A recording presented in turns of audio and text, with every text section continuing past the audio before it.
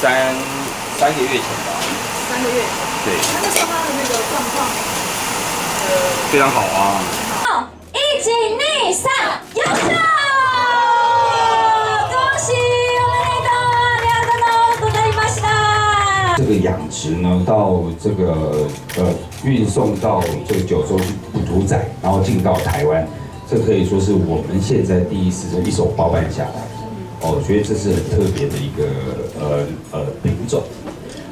从这个石原牛应该说是从有石原牛开始第一次出口到海外，然后进到台湾，所以我们算应该等于就是石原牛的海外的第一家。陆行南的时候，没有，我们陆欢乐有过站的时候，陆欢乐有过站跟陈哥的节目。大概是什么时候？3个月前吧。3个月。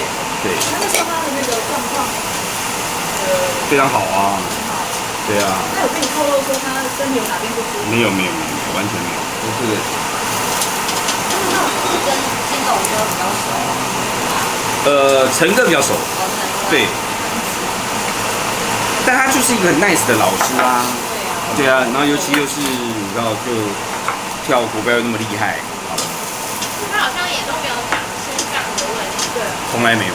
从来没有。听说好像有因为怕疫情扩散，对，提早开记者会。本来是1个礼拜后才要开。对。那你怕到时疫情扩散，日本人来没有办法参加记者会，被这个自我隔离14天，那就很麻烦。所以在现在这个疫情都还是两边都还没有到很严重的情况下，先让大家知道这个消息。那当然说我们已经也准备好这个要如何抵抗这个疫情。对，因为在SARS那个时候，我那时候是我人生蛮惨的一段时间。对，就是6家餐厅收了剩下3家。对，所以现在已经做好准备。所以那时候6家勤洗手啊，对不对？干洗手会准备，那这个额温枪会准备，这一定要做。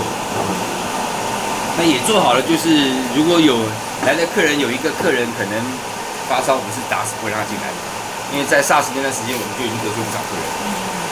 4个客人里面有1个发烧，你这个客人不让他进来，其他3个客人就跟着走。对，那但是防疫还是最重要的。